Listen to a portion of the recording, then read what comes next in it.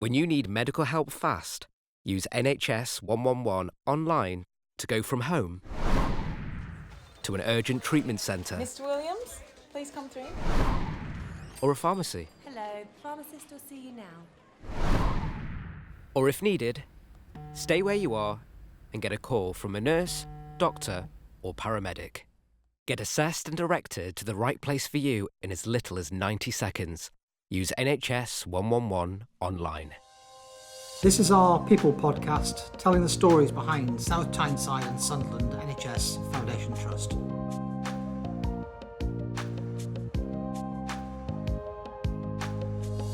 Hello and welcome to our People podcast. My name is Beth Smith and I'm our PR and social media assistant here at the Trust, and today we're going to do a deep dive into neurophysiology. I'm joined by Amanda, Julie and Caroline. If you'd like to introduce yourselves. Hi, my name is Amanda Dowson. I'm a specialist clinical physiologist and I've worked in neurophysiology since 2006. Hi, my name is Julie Conlon. I'm an advanced clinical physiologist and I've worked in the NHS since 1996.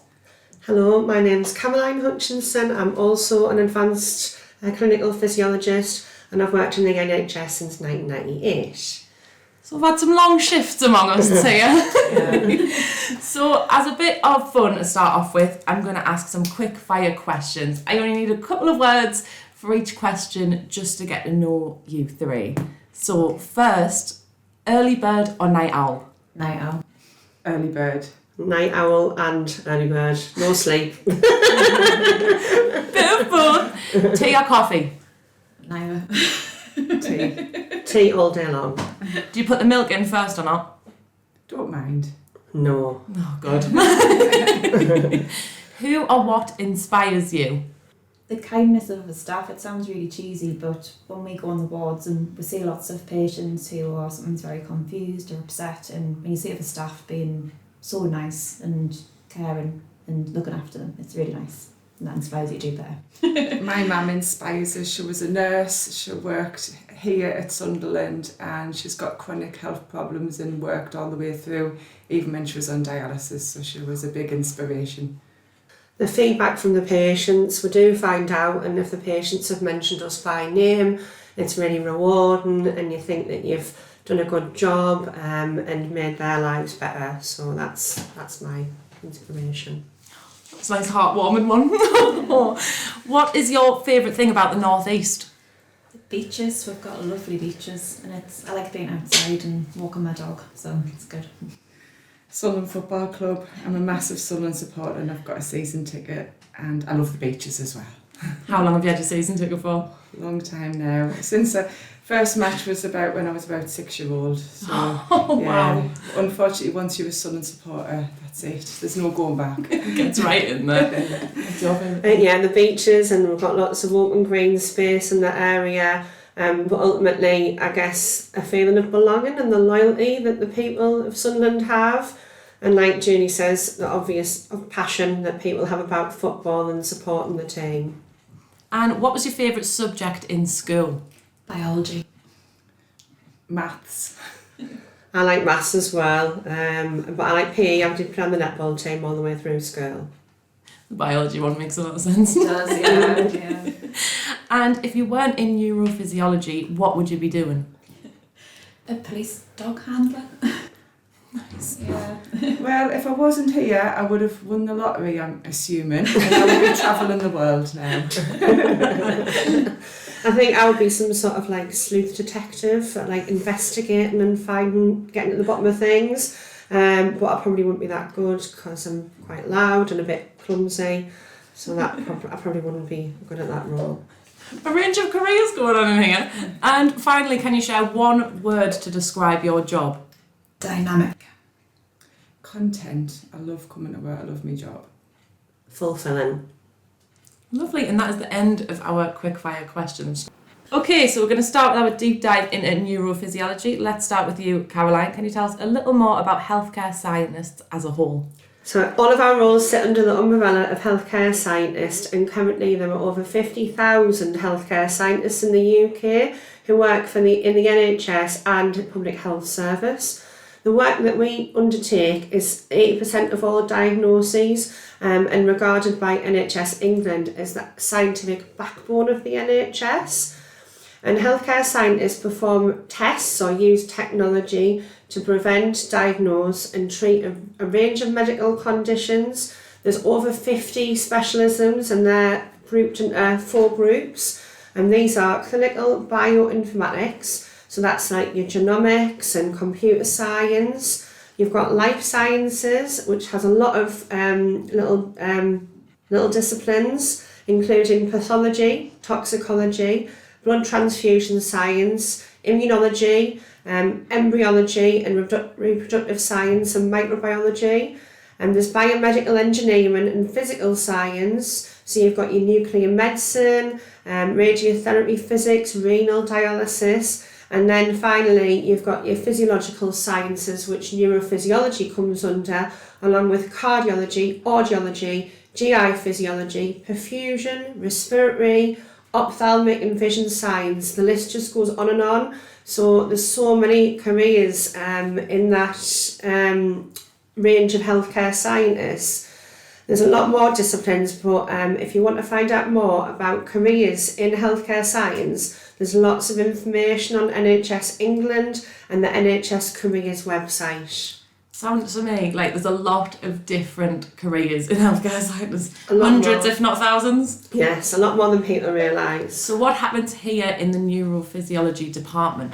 Right, well, we perform studies on the nervous system. This includes EEGs, which look at brain activity, nerve conduction studies, which assess the nerve function, and evoked potentials, which assess the nerves in the central nervous system. We also record EMGs, which looks at the muscle activity that you can record from your muscles. And for those who don't know or who haven't experienced one, I certainly haven't, can you explain what an EEG is? So most people haven't heard of EEGs until they have to come for one. So an EEG stands for electroencephalogram. It's a test that measures brain activity. We look at the pattern of your brain waves, and from that we can sort of see if there's any changes that would suggest if somebody's more prone to having seizures. So it's used to diagnose epilepsy. But we can also be used for the investigation of other brain conditions, and that could be encephalitis, which is an infection of your brain. We can use it to assess brain dysfunction or damage, which can be related to other health conditions such as stroke or metabolic disorders. And we're also used in the investigation of non-epileptic attack disorder, in which patients present with seizure-like symptoms, but they're not caused by changes in the electrical activity of the brain. The test itself is painless. It involves putting some electrodes on the head using like a soft paste. It feels a little bit cold, but it doesn't hurt. And once they're all on, they come off really easily, just a normal hair wash, and your hair's back to normal. So it's a nice, easy test. So during the test itself, we ask our patients to try and sit nice and still and relaxed with their eyes closed.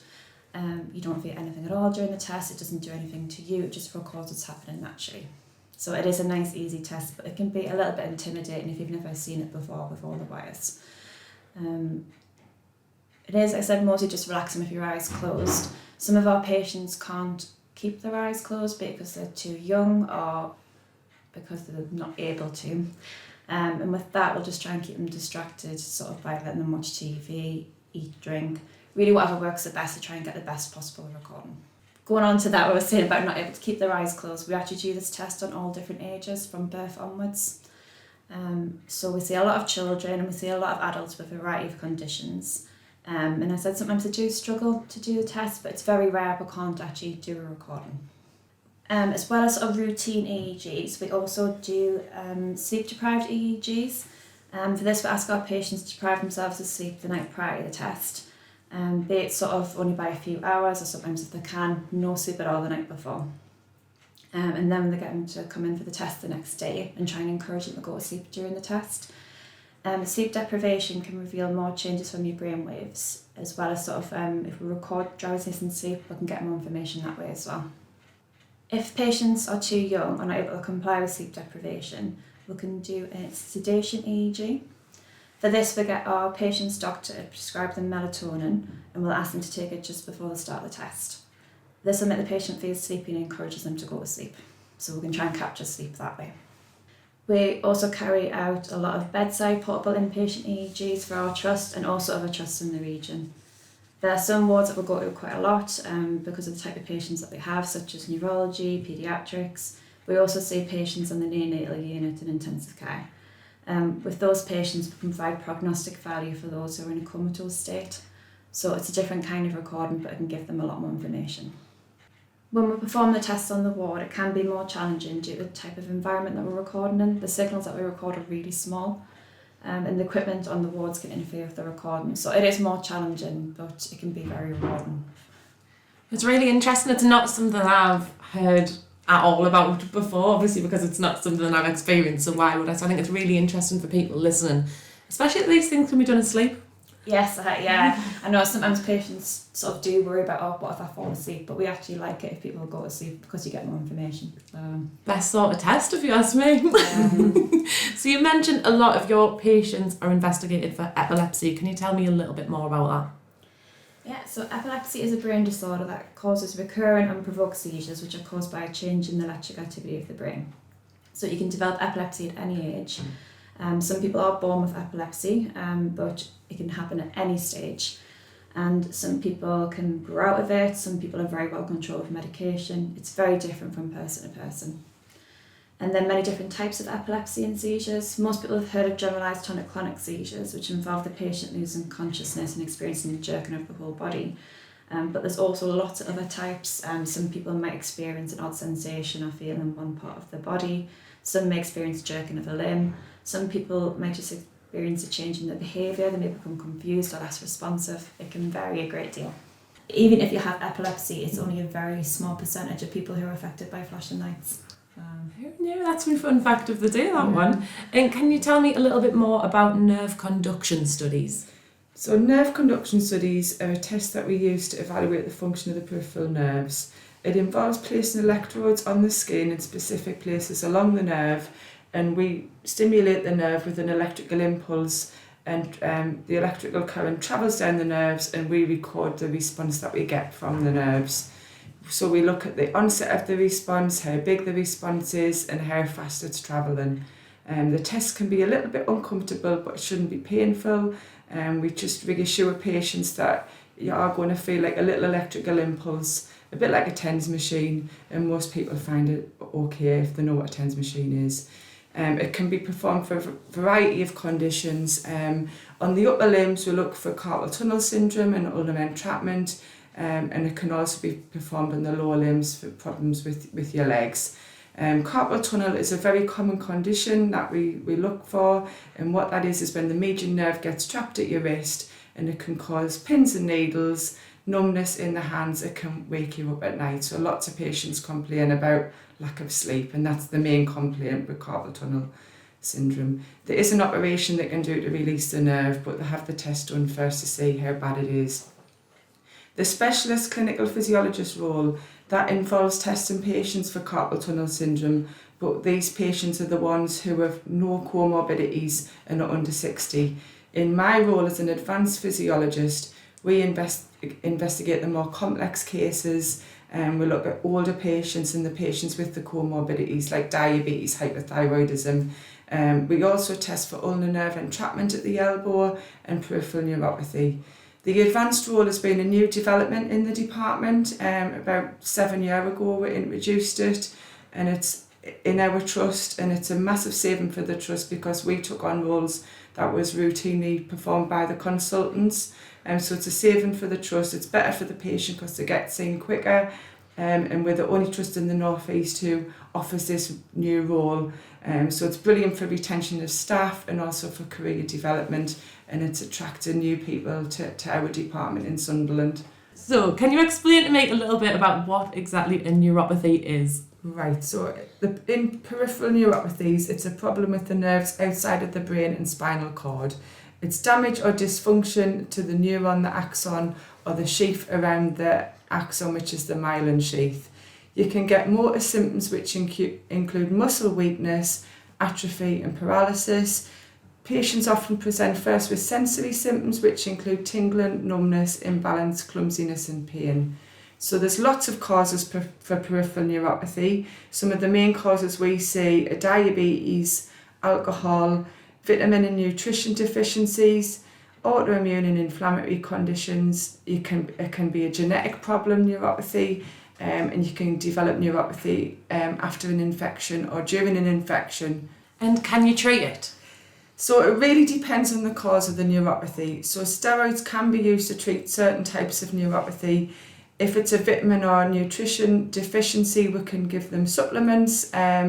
If it's to do with alcohol or a toxin like the medication they're on, we can stop the alcohol if they can stop the alcohol or stop the medication that they're using. And this can reduce symptoms and maybe stop further damage. But in some cases, we can only manage the symptoms because the damage is already done to the nerves. What other investigations are performed in this department? So although not as often as the other tests mentioned, we also perform a test called an Evoked Potential recording. And an evoked potential is created when a part of the body is stimulated, for instance the eyes or ears, and the brain produces a response to this stimulation. Electrical signals within the brain are recorded via scalp electrodes, but unlike the EEG recording that Amanda discussed earlier, the evoked potential is a time-locked average of the EEG in response to a specific event. These responses are low amplitude, especially in relation to the background EEG activity, and so many stimuli must be recorded and averaged to get a reproducible result to assess the function of a specific neurological system. And how do you test the different parts of the body?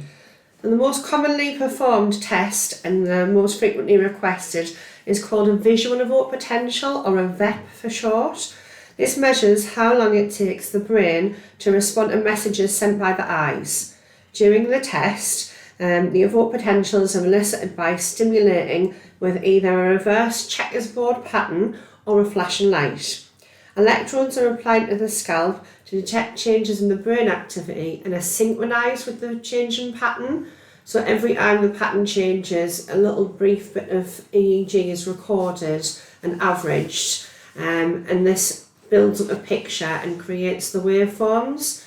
The patients do need to stay alert and look at the screen, because if they become distracted or tired, they're not focusing on the screen, and therefore will lose the quality of the trace that we're achieving.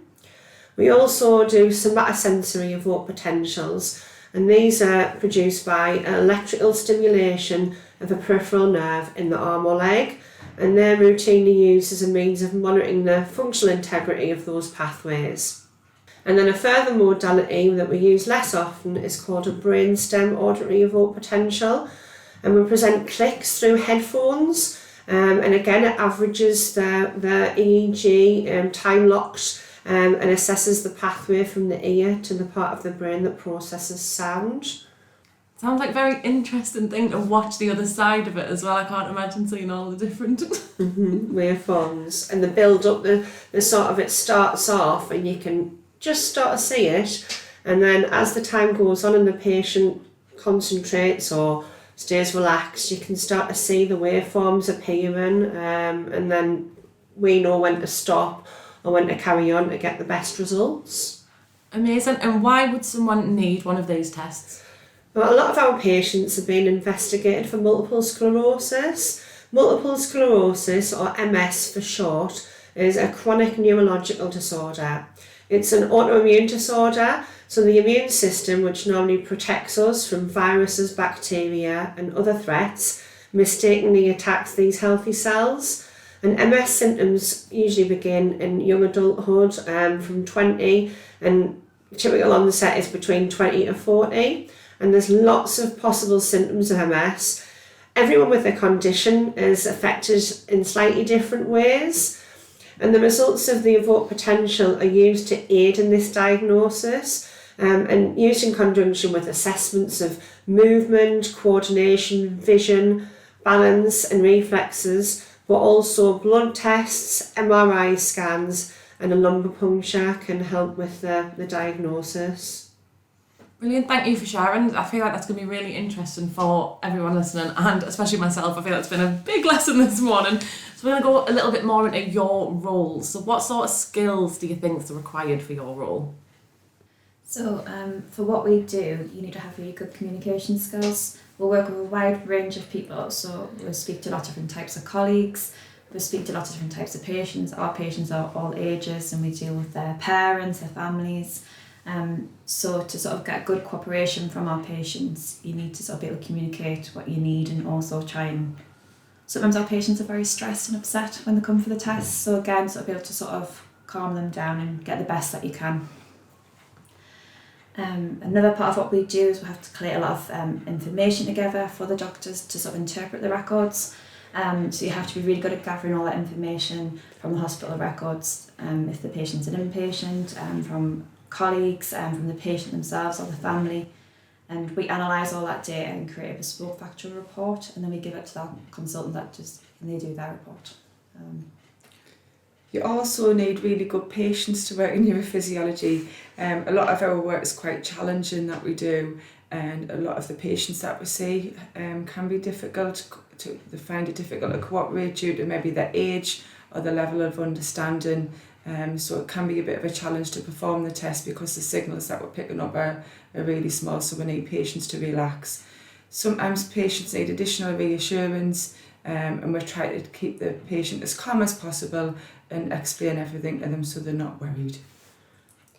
Resilience is really important in our role, to be able to adapt to difficult situations. Some of the patients can be having lots of seizures and be very unwell, like the patients on intensive care or neonatal. And the other thing that I think is very important is intuition. So with our experience, we do have intuition on different types of patients and how to handle different types of patients and how to get the best out of the tests that we do. And lastly, entertainment skills. So sometimes to get an EEG, we're happy within reason to do lots of things to keep some of our younger patients less apprehensive. This could be some bad singing or some silly dancing. We're not ashamed to make a fool of ourselves within reason.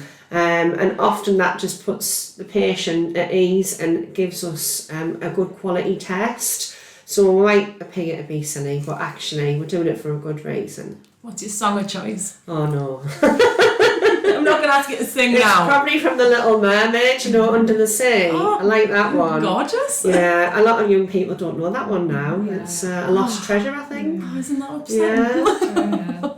Mine's Wind the Bobbin Up. Yeah.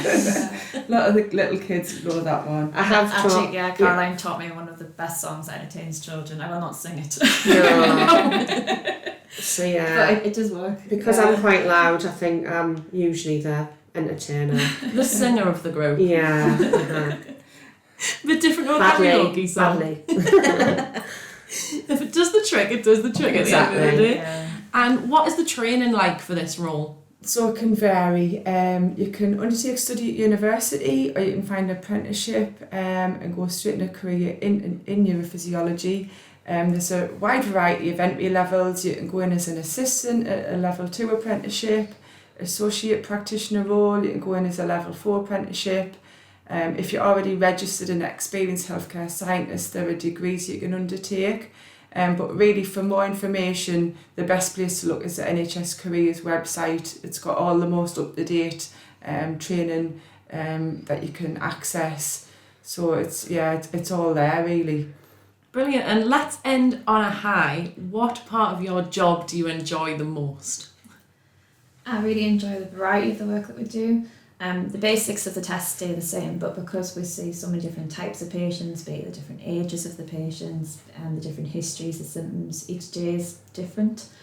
And it's really nice sort of feeling like you've helped somebody, and yeah, every day is a bit different, and that's enjoyable. I do enjoy my clinical role, seeing patients of all ages and like Amanda said, for a wide variety of conditions. And because our investigations help to confirm a diagnosis, it brings a lot of job satisfaction.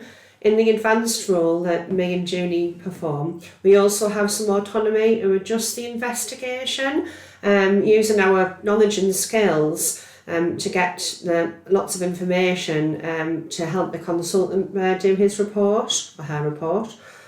We do, however, know the limits of our practice, so we know when to seek advice and make sure that we're doing the best job that we can.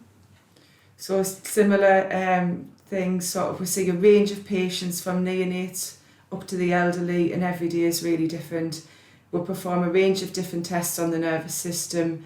In 1 minute you can be with a child watching TV, trying to get them to relax, to perform an EEG, and the next test you might be doing might be on a patient on ITU who's in a coma. So it's just every day is so different. It's a very rewarding job. Certainly never gets boring over here, does it? No. And that is all my questions. Thank you so much, Amanda, Julie and Caroline, for joining me today. And thank you everybody for listening. We'll see you next time. Thanks for joining us for this episode of our People podcast. We hope you enjoyed it and check out our other stories. Hit subscribe to keep up to date with the latest and catch up with what we've been up to on our Twitter, Facebook and Instagram pages. Just search for our name.